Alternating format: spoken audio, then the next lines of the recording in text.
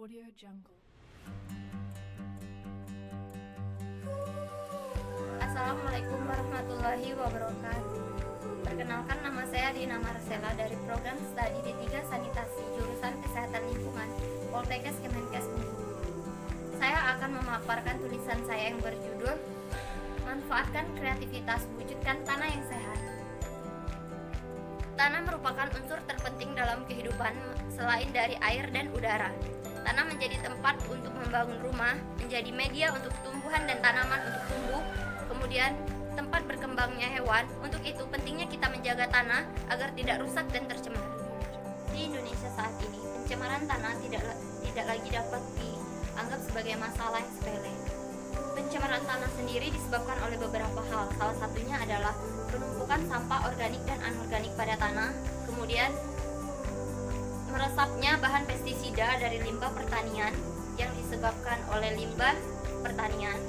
Dari beberapa penyebab tersebut, untuk sampah organik apabila tertumpuk pada tanah tidak terlalu membawa pengaruh yang cukup besar atau bisa dikatakan jangka terurainya lebih singkat daripada sampah anorganik.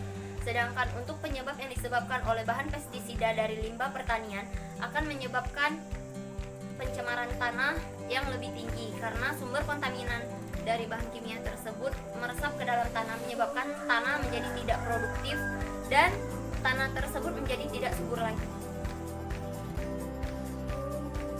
Selain dari itu, beberapa dampak yang menyebabkan pencemaran tanah juga dapat membuat lingkungan menjadi kotor, kemudian berdampak pada kesehatan manusia, akan menyebabkan beberapa penyakit seperti ruam pada kulit, iritasi mata, dan penyakit lainnya.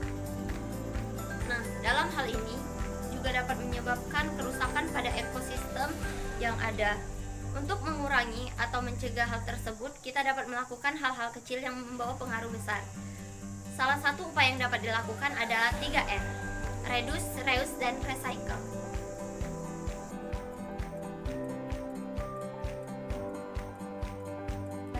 Dalam hal ini saya akan memberikan salah satu contoh atau upaya yang dapat dilakukan untuk mengurangi tingkat pencemaran pada tanah tersebut. Saya akan memberikan salah satu contoh tindakan atau upaya yang dapat dilakukan untuk mengurangi tingkat pencemaran pada tanah, dimulai dari hal-hal kecil. Yang pertama contohnya adalah salah satu kemasan deterjen dibuang sembarangan mengotori lingkungan dan menyebabkan terjadinya pencemaran tanah karena kandungan kontaminan yang meresap ke dalam tanah.